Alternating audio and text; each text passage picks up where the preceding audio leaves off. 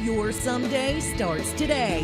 It's time to explore and test the newest science, methods, and trends for creating a life you love with your host, Tanyamfk.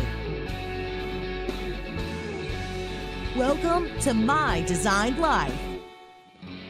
Hello everyone, and welcome to My Design Life, where we learn and test the latest science, tips, tools, and strategies for you to create your best life every day. You can find us on YouTube, Facebook, and Instagram at My Design Life Show and at Tanyamfk. And if watching videos isn't your thing, head over to My Design Life Show podcast and catch the audio. I'm Tanyamfk, and I am so glad you're here. In today's show, we're going to explore the power of nature to restore our bodies and mind quickly and easily. So let's dive in. Welcome to My Designed Life. My next guest carries my favorite combination of knowledge with a master's in science and a connection to inner wisdom and the laws of nature. She ditched the stability of teaching career to work with individuals to gain confidence, courage, and relief from stagnation to find their path forward in life. So if you've ever found yourself stuck in analysis paralysis and hoping for clarity, this is the episode for you. After a series of life-altering changes, she found herself recovering from grief and depression while diving into organic gardening and experiencing firsthand the connection of nature and healing. With a passion for the planet and its inhabitants, she's created a life helping people connect to themselves and the natural world, resulting in empowerment, resilience, and wisdom in people's lives. A woman of my own heart, also focusing on helping others live a life of their own design. Please welcome Rachel Strivelli. Welcome, Rachel. Thank you. I feel like, can you be my announcer everywhere? I'm like, hey, that person sounds really good. I want to hang out with that person. Who is that lady? I like her. Well, you have an incredible story, and I really do admire. I love the combination of bringing these things together, and it's so needed. And in the vein of life design, today we are going to dive into how nature plays a much more important part in our lives than most realize and know. Regardless of where you live, we know that you can bring it into your everyday and ultimately for your best future.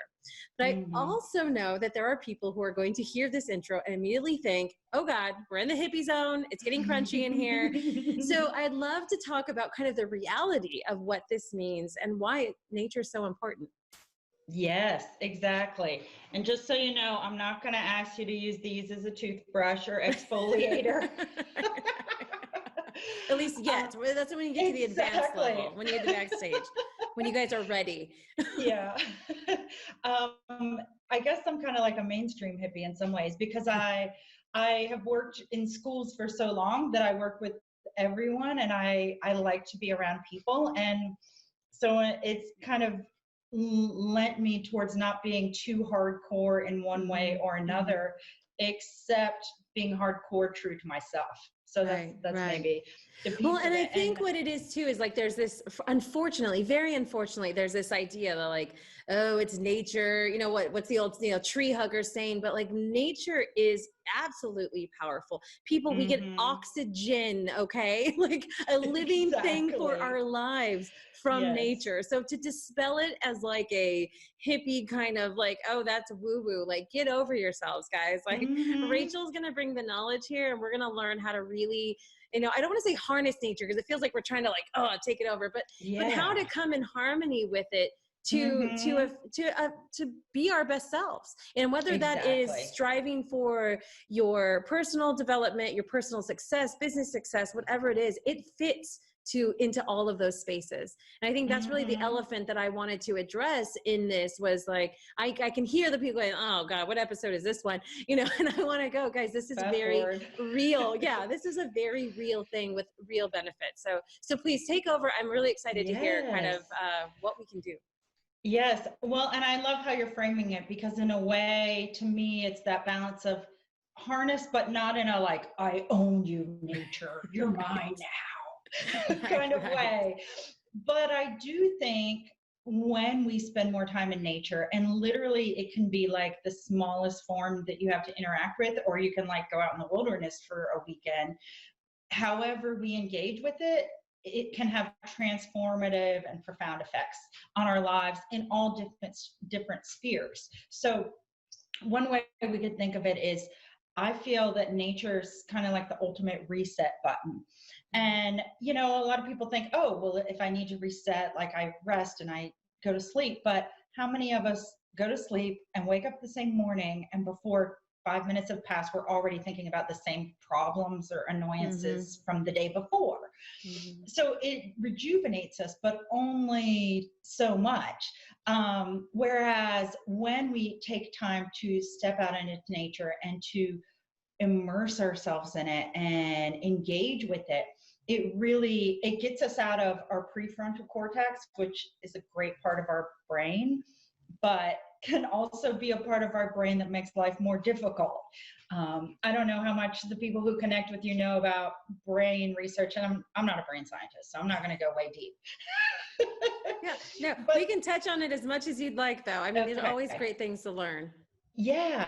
So there's a study by Stanford psychologist Gross, and what they looked at was people who spend too much time ruminating. It's actually linked to depression.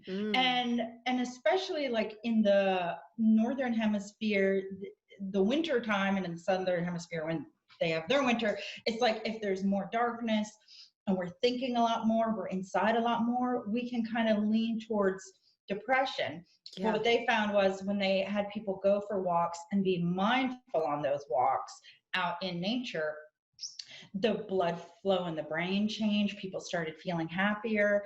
And I think, because as you were saying before, some people are probably going to be like, well, I don't live near a national park. I don't live near a forest or a garden or whatever. Like, what am I going to do? But no matter where you go, we have the open sky. And it might not be totally open if there's lots of skyscrapers. Right. But New York City. My favorite thing to do is just look up at the sky. If you can see stars, great. If you can watch cloud formation. And it can help us not only change the way the blood is moving in our brain and the way our thoughts are moving, but it helps us to feel like this profound connection that, oh, wait, I'm not just Rachel or Tanya having today's issues or all the things of today. Like all of a sudden I think, wow, I'm connected to all of this greater expansiveness. Yes. And no, I love you say this. I want to jump in real quick because way back in my history, I worked in the medical field. Oh. And I worked in clinical immunology, and things get really intense. And I was working with HIV and AIDS, and with the epidemic was really huge at the time. And so things were really intense. Getting prescriptions that messing up could cost someone their life. And so it was, needless to say, a little stressful. And I had an office, and I finally got an office, and I had an office with a window, and I'd be there, and I'd be at work, and all the stuff would be chaotic, and whatever stressors were happening, whatever, big crisis was going on, and you're in it, and everyone's stressed. You're like, oh, there's this on, and like everyone's moving fast, and I'd go into my office to work on whatever I needed to work on. And I'll never forget sitting there and feeling the stress. I think my muscles are tense, and I look out the window, and there's just a guy, like an adult, sitting there licking an ice cream. And I remember in that moment just like realizing that everything that was happening in this little bubble like is only right here. And I wasn't even outside yet. I didn't even get to nature yet, but just connecting to like outside the bubble and seeing that like this guy with the ice cream cone has no idea or cares about the stress in this bubble through that window above him. And I had such a sense of peace from ice cream licking guy. That here I am, close to 20 years later telling you this story, because it was such a profound realization of like just having that connection and realizing and remembering that it's bigger than this. I can have that peace anywhere, and even now that I say this, and I'll stop with my stories in a moment, but I remember in high school, actually, being in high school and being whatever, again, stressors were there. And at lunchtime, you're outside, at least for us, we were outside, and I grew up in California, so that was the norm. We're outside. We don't have those indoor schools you see in movies. We don't understand snow or any of those things. So, and I remember like the seagulls coming in to like eat all the food after our lunchtime, and just like seeing that it was an open place. Like you felt you were locked in. It was school, right? You know, you get in trouble, you can't leave. But like the birds came and went, and that same thing that you were saying, looking up at the sky, and just having that brief moment, even in my teenage years, of going like, there's more than this. There's something else out there. Like, and having this like momentarily,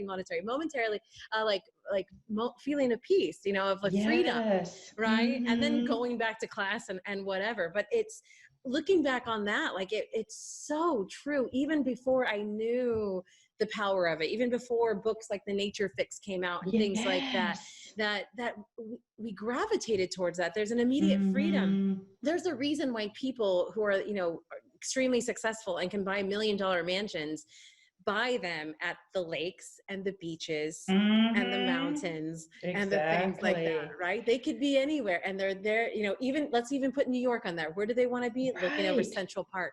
Right? Looking over Central Park. That's the highest real estate right there.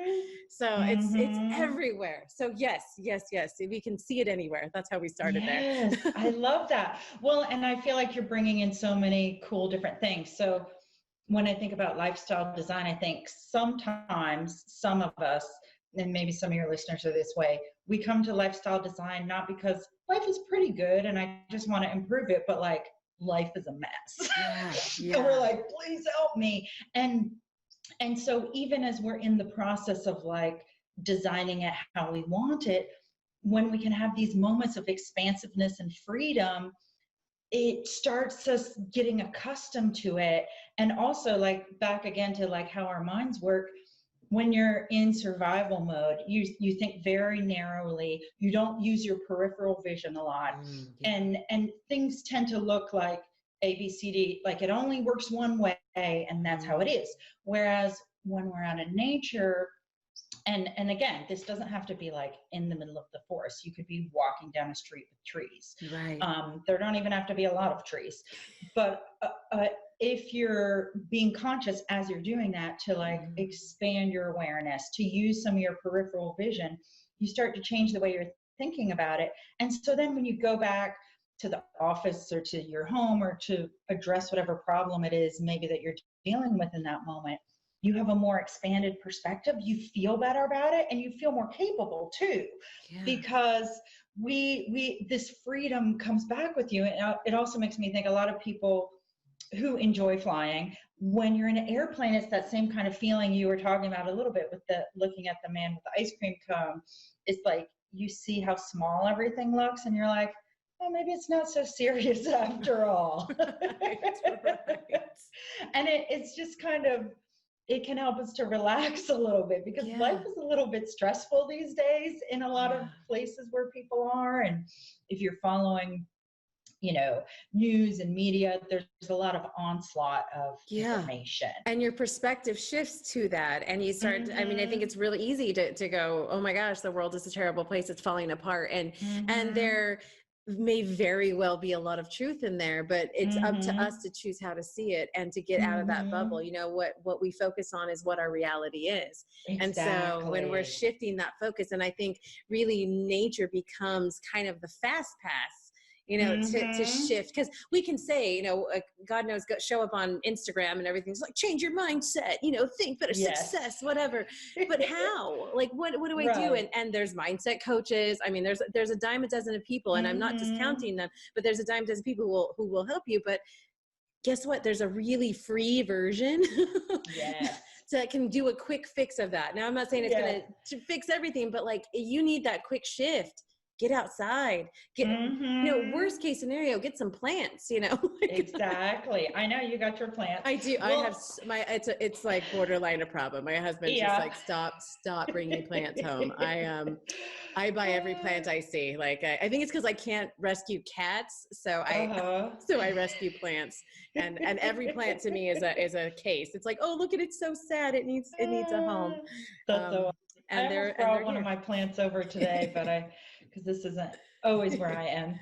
And it's funny you say, because, well, sometimes I use with my descriptor mindset coach, even though I have a little bit of a funny feeling with it, because sometimes I'm like, I don't want to I don't always throw my name in the bucket of everybody who's like, let me promise you magical things. Not that people are saying it like that or doing it like that.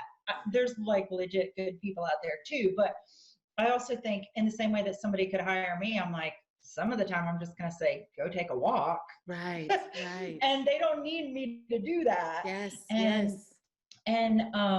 And one of the other things I think that's really cool about it is, so when, like I was just reading earlier today, if you have something that you're working on that you're like, oh, I'd really like to have an epiphany about this, or a new way of seeing this problem, this issue, in Atlantic and in Fast Company and a few other big publications, there were articles on how to have an epiphany.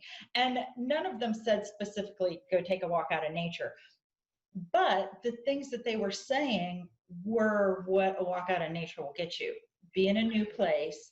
Don't focus on your problem. Focus on being mindful in the moment and looking at new experiences. Yes. And there's so much neuroscience behind that, like reality. Yes. And the thing about, so all throughout human history, up until, the industrial age, pretty much, we were outside a lot more. These days we're inside 90% of the time. I mean, it's different depending on what country you live in, lifestyle, there is variation in that, but that's the average. And, or the high average at least. Yeah. So we're inside 90% of the time. But historically, we were outside a lot. We were always looking around and noticing things because our survival depended on it. Right. And things were always changing. Whereas, like when you walk around in the grocery store, okay, I mean, there's things that change, but sometimes it's just so bombarding for us. Yes. And I don't know, I don't get a lot of ideas in the grocery store or when I'm like walking through these regular human created places. Sometimes I do, botanical gardens or a museum, but when we can go take a walk somewhere and look at the clouds or think, I'm going to notice how many different colors I see today or how many different textures. Yeah. All of a sudden we start seeing different things and our minds are taking a rest from what we're normally thinking about. And they can start piecing together, oh, maybe here's this new way to think about this situation. Yes, yes. Well, and what I love is I always like to say, like you said, our mind's taking a rest. And sometimes I think it's the other part where we've finally shut up, that our mind gets to solve the problem. That we're so focused on like, this is what you have to do. And the mind's like, can you just shut up so I got this. If you would just give me a moment and you would stop forcing all this on me, I got this. And there's actually a book, and I always mess up his name. I feel so bad. It's Alex, because it's a long name. It's like Alex Soon Pak Young. He writes. I'll have to look that one up. I'll get you I'll put the real name down here too, guys, because I mention him all the time because I love his work. He has a book called Rest, and he also has the book, I think Distracted is another one. Oh, yes. Yeah, so he has done the studies and the work to show, basically the neuroscience behind when we're trying to solve problems and why when we're sitting there and focusing and looking at it, and that's what we think we need to do. Like, well, I got to solve this. I'm going to be on top of it. I'm not going to be lazy. So I'm going to focus on it and look at it and look at it and look at it. And when you finally stop and you get up and walk away and you do something else, that's like you were saying, that's the epiphany. That's the answer comes. And I'm sure most people are like, oh yeah, I've had that. Yeah. Because we're actually putting input. We keep putting input into our brain, and we're trying to find the answer. And the brain's like, just give me a moment. Give me a second. And so when you go out in nature, so whether you want to believe that it's nature, and there's a huge amount of science behind actual nature. So there's a lot of that, but let's say you're a doubter. At least going out and walking through it and having that break that isn't bringing more stimuli, isn't bringing more stuff, and you're just in that moment. It's facilitating mindfulness. If mindfulness is confusing to you or you don't get it, you can trick yourself into it by going for that walk. Okay. Exactly. And having those answers and having those epiphanies. So from those of you who are hearing this and going, yes, I needed a reason to get out in nature, embrace it. And then for those of you who are like, I still don't get it, then take it from the success standpoint that you can get some of these Mhm. answers by getting your butt outside and walking away for a moment and having that to get better at work, to get better at whatever you're focused on. But the answers are Yes. there. And there's the and maybe you know this, I know very little. I just know that in Japan they actually have the forest, like they Yes, the right. bathing. Right, the Yes. forest bathing, yes, to actually go, okay, today you need to, this is what you need to do 3 times a week, because Mhm. they are aware, their society is much more aware of the benefits of being out there and doing, Mhm. and we're talking about a society that also is jumping out the window because they work too much. Yeah, Guys, exactly. if even they are saying you need to go out, like, come on, like I it's get know. out in nature, because even they're going, yes, work until you die, but also go into nature. I think there's Yeah. something to be said when we're not doing that. Like, it's such a huge part of like you said, our history as a not as a culture, but as humans, not really just Mhm. as humanity, as we've developed, Mhm. that we've always had in us, you know. Yes. Well, and I like how you say too, if you're like a quote unquote doubter, go out for the fresh air. I mean, Yeah. over time, even if there's an air purification system and lots of plants like you have or like I have in my other rooms, Mhm. the air still gets stale. There's dust, there's particles.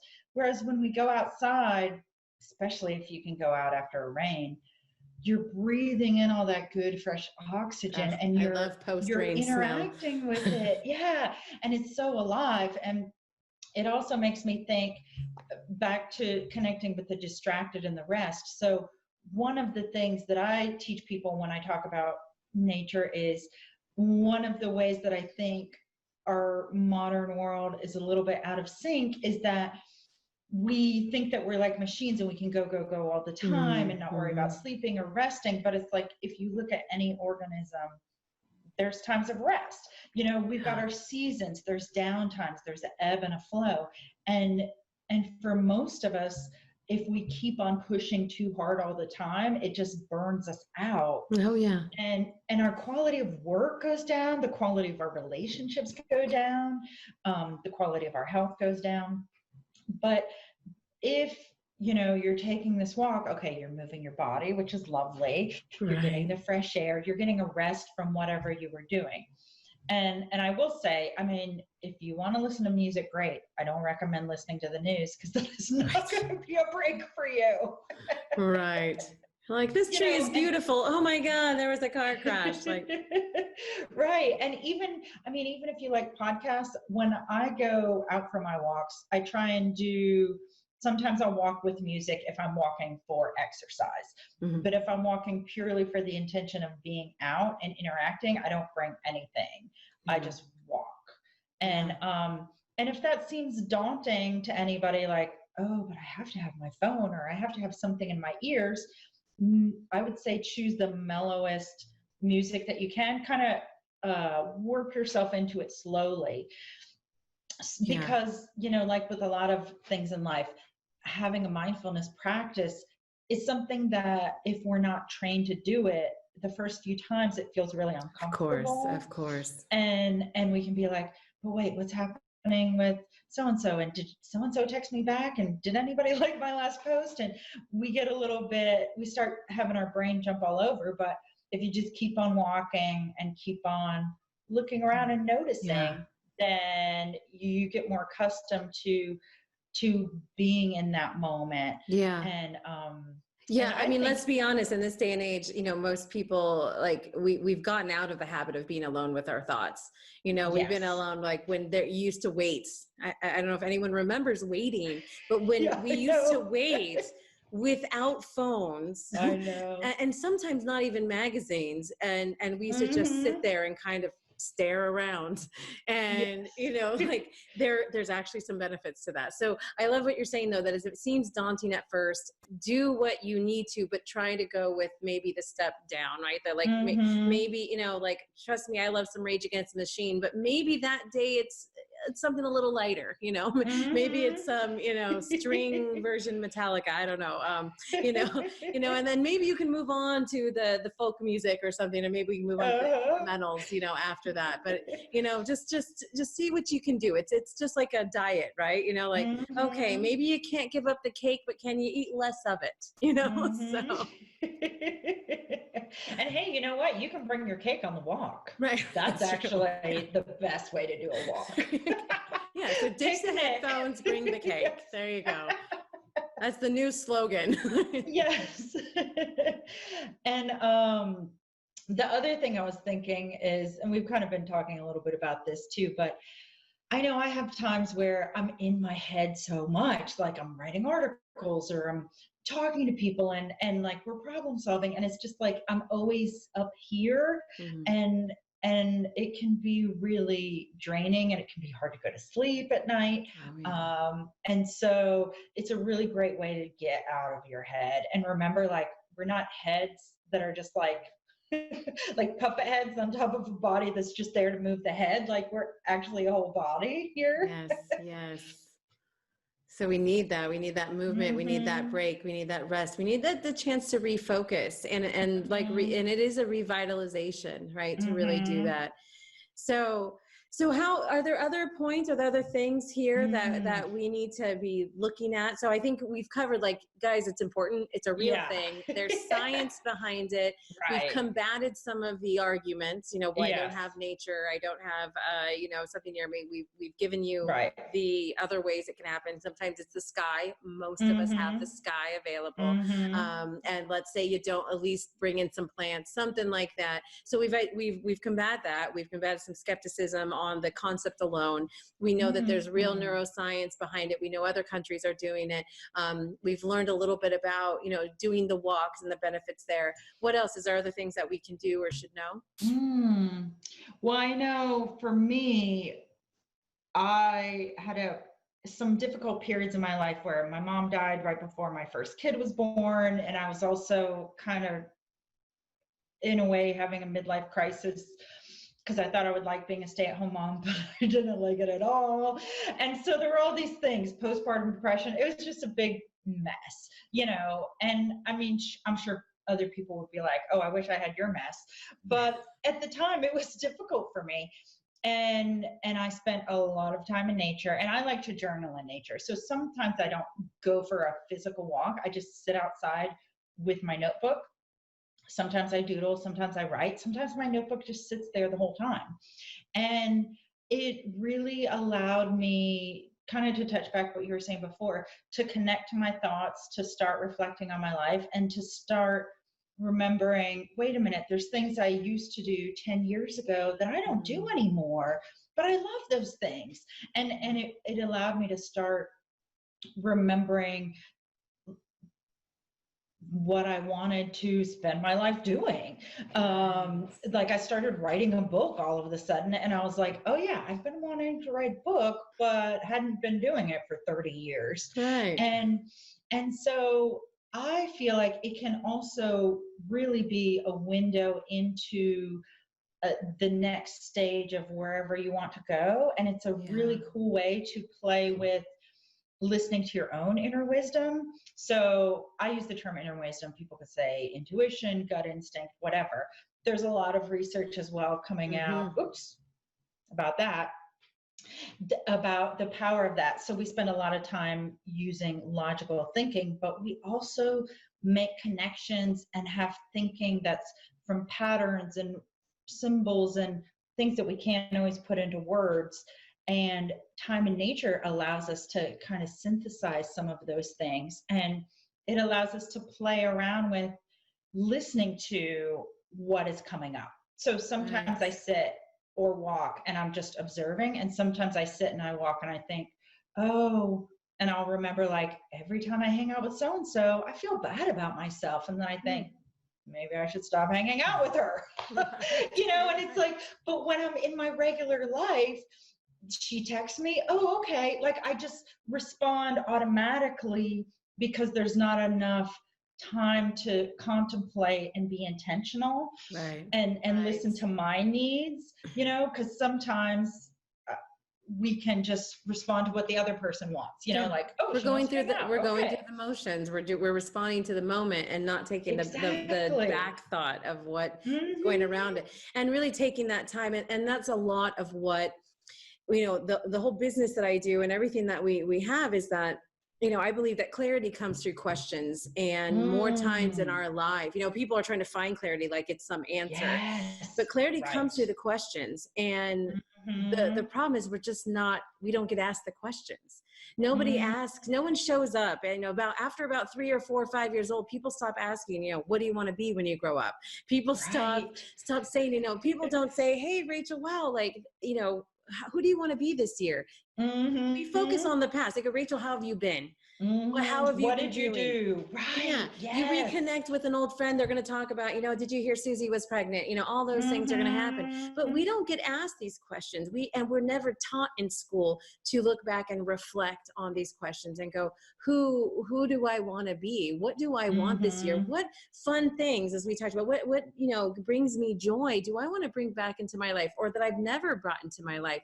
We don't Mhm. have moments. We don't take moments to have these thoughts, right? So, Right. and we just go through the motions, and no one else is doing it. So we all just don't do it. And then we Right. live a life of mediocrity and get to the end. And then we hear there's all these great articles now, like these are the regrets of the dying. And it's always Yes. that they didn't live the life that they had inside of them. And, Right. and, and again, like, you know, sitting and having that time in nature with your journal, or like, again, we say nature, guys, but she could be, you know, downstairs from the apartment building, just sitting on the Yes. sidewalk, that you're just out of Mhm. the element. You have some fresh air, or maybe fresh, you know, depending on the city you're in, around Mhm. you, to just have that moment to reflect, to have that moment to think. We don't give Mhm. ourselves time to think. And this time, as soon as we have a moment, we fill it with the podcast, with the Yes. books, and they can be very good things. So maybe it's not Real Right. Housewives and, you know, TV show, you know, all that kind of stuff, but it can be the Mhm. podcast and the success, this and all that. And we're still just filling, that we are not listening to ourselves anymore. We are not asking Exactly. ourselves. We're not saying, how do I feel? Do I want to hang out Mhm. with so and so? Do I even like it? Why do I Right. keep, you know, responding to the text? This is Mhm. why those things are so important, you know, is that we have time to figure out who we are. We don't set that time aside. We don't put it on our schedule and Right. go, you know, Saturday at 2:00, figure out who I want to be, you know, like, you Right. know, we don't do that. But it's so, why don't we? I Why don't we? know. Like, because that's all that matters in the end, right? Like, what did I live Yes. the life that I wanted to? But we don't even know what that is because we don't have the time to think about it. So I went on a whole Mhm. tangent there, but But I love that. Well, and oh, can I say a little story? of course. Years ago, I was living in Vancouver, BC, which is an amazing place. So many people would be like, I'd do anything to live there. But I wasn't actually as happy as I thought I would be there. And they call it like the most beautiful place on Yeah, earth yeah, yeah. and all that. And so my nature there was a balcony and there was one tree. And that was what I had, and the sky. Wow. Right. And I would when I reached a low point there and I was feeling like everyone thinks this place is so beautiful, but I don't feel like I fit in, or I don't feel right here. I didn't want to be here. So I started writing in my journal every morning and tracking. And what I noticed was it was almost like 50-50. I want to move to today was great. It was a good day. I like it here. And after a while, I was like, who am I? But if I wouldn't have been doing that, I was thinking I was hating it and disliking it all of the time. But when I Mm-hmm. actually looked at what I was reflecting, it was more 50-50, which we eventually left. But it it allowed me to have some distance from those emotions, and it allowed me to sometimes with like habit formation, it helps if you have a trigger action that tells your mind or your body, now we're doing this. And so Right. for me, when I sat on the balcony with my journal, that was my contemplative time, you Mm-hmm. know. And so some of us, it could be a walk, it could be on your porch, it could be at a window with your orchid, like whatever it is that you have. If you do it for a few days, after a while your body starts thinking, oh, okay, this is when we think the big questions about life when we ask ourselves, Mhm. am I happy? Is there enough joy? Am I living a life I'm going to regret? All of those big things that, as you said, if we're not prompting ourselves to do it, if you have a boss at work, are they ever going to come to you and be like, how fulfilling is your life right now? Are your parents ever going to ask you that, or your kids? Yeah, yeah. And your closest friends. I mean, again, you can tell that, you can Right. talk about anything, but it's just, it's not something that has been valued in our society enough to learn or incorporate Mhm. and most of us, if we are asking those questions, we're at a point of tragedy or trauma in our lives that has Mhm. forced us to be there. Right. And one of the things I always say is, if we can make look at these things in moments of despair and sorrow, how much better can we be at looking at these in the moments of happiness and joy? When we actually Yes. take it in our own time and go, just make it part of your life, make it the Mhm. appointment at 2:00 on Saturday, like I was saying, which is Yes. something I really know because I am the crazy calendar planner lady. I talk about this a lot, about really, really scheduling life balance, and Mm. treating these kind of things in your life with the same value you give a flippin' dentist appointment, guys. Like, Mhm. you will go and do the thing most people, I'm going to say 99% of people aren't like, yay, dentist. But we will show Mhm. up, we will schedule it. We know it's good for us. And so we go do it. Right. We need to treat Right. these kind of moments the same way. Treat the going, Mhm. I need to go and take the 20-minute walk, and stop treating it Mhm. like it's an extra. It is a Right. necessity for that lifestyle, because Mhm. that's going to be the connection that you remember as you get older, not, what Gina Mm. said at work and when the boss was late with the thing. It's going to be how you grew as a human, right? So it's Mhm. just, yeah, I love this. Well, I love it. Obviously, I'm passionate about it. I love learning more, because a lot of the background information, I didn't know. I just knew that I wanted to bring it into my life. Knowing that you were going to show up was going to push me to actually make it that appointment. So Mhm. I'm really excited. Um, Yay. before my last question, can you please tell everyone Mm. where to find you and what you have going on?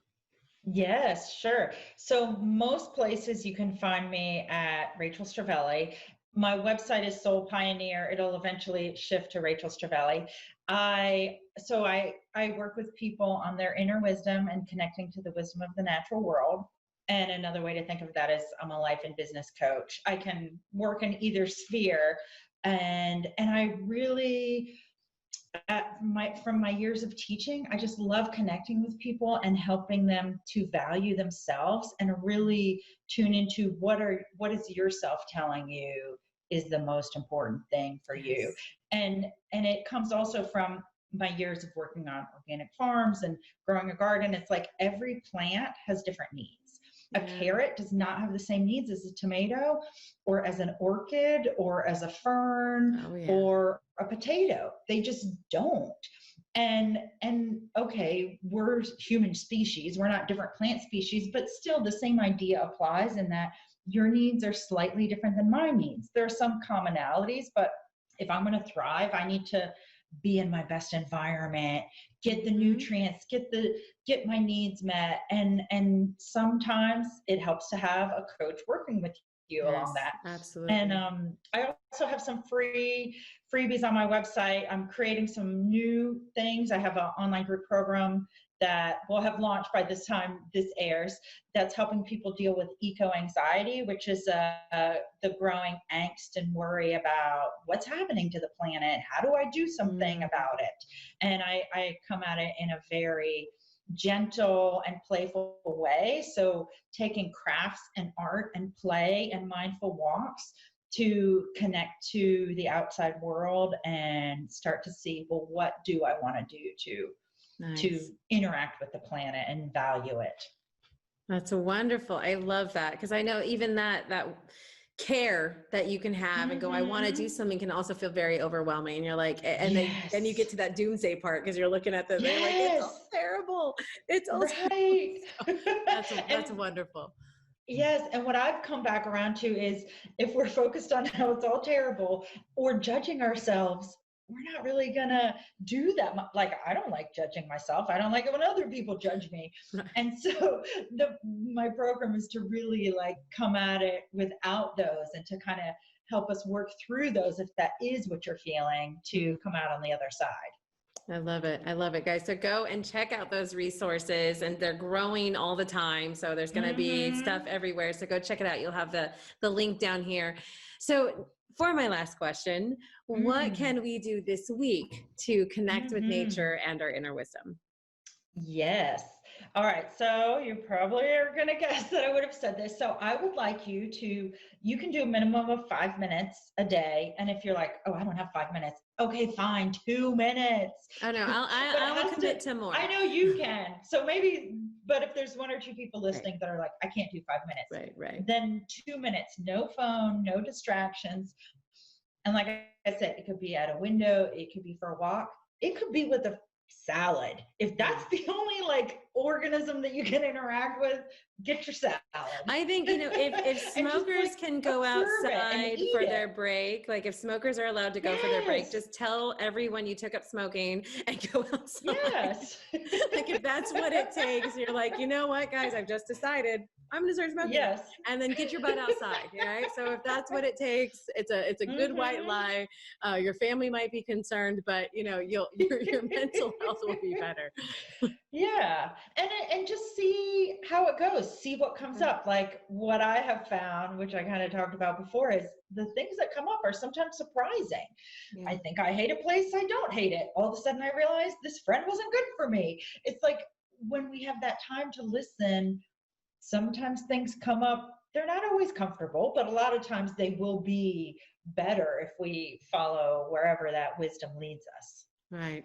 So at minimum, we're looking at 2 minutes, guys. And then I think you also mentioned like maybe 20 minutes. Yeah. I think of course you could go longer, but if anything, yes. 20 minutes to do that, to get outside, ideally distraction-free, no music, podcast, as much as you can, just kind of let that go, to let your mind wander. And then so is there a journal component to also look at that? Well, it's up to you. So, and here's the other thing I'll say about the music. If you feel like it's going to be too weird for you to go out without music, pick music that you have heard so many times that you don't need to.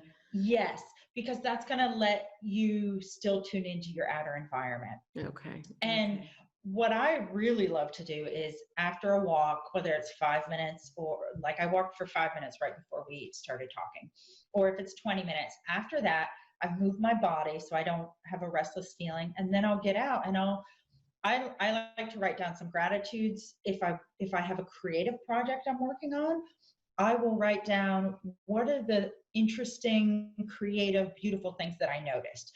Because creative people, well, we're all creative, I believe, but if you're creating something, making a point to notice creative and beautiful things trains you to look for those creative things, so that then you're more attuned to it. You're not just passing it by. So if you want to be more creative, you can journal about, here are 5 things that I noticed on my walk. Or you can just sit and write about whatever comes up. There is no wrong thing that can come out of you from this. And so I think you could be outside for 1 minute, write for 1 minute. You could be outside for 15 minutes, write for 5 minutes. You could not write at all. Okay. So so Rachel's giving us wide parameters here, guys. Like there's no excuse. If you guys doodle, if you like doodling. if you guys have seen some of the last show we had, Dr. Soria also mentioned she was a sleep expert that we had, and an integrative health medical doctor, but all about the whole body. And she also mentions that being outside, and it was even specifically like before 2, because of where the sun is, that like the actual like very specific health benefits as well, because of the blue light and the filters and all these other things. It was really technical stuff, but like, guys, this is from all areas, so whether you're feeling like, the tree hugger vibes, or you're feeling like, okay, this is a health thing and I need to be optimal, machine.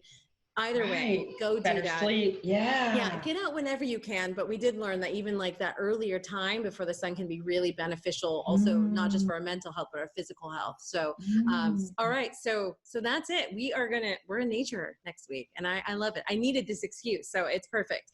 Yay. So, well, Rachel, thank you so much. It was truly wonderful to have you here.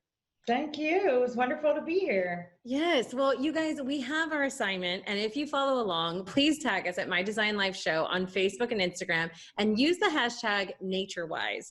If you I liked this, love that. yes, if you like this episode and you want to see more, make sure to click the like, follow, and subscribe button and be notified when our next show is up. As always, you connect with me at Tanyamfk on Facebook and Instagram and learn more about our workshops, courses, and retreats at tanyamfk.com. Remember, your someday starts today. Make it the best. I'm Tanya MFK. I'll see you next time. Thanks for joining us. You can catch us every week at 1 p.m. EST live on the My Design Life Show Facebook page and on YouTube at the Tanya MFK channel. See how the challenges go by following us on Facebook and Instagram at My Design Life Show and at Tanya MFK. Do you have a method, tip, or hack you'd like to share or explore? Submit to be a guest or suggest a topic by visiting mydesignlife.show.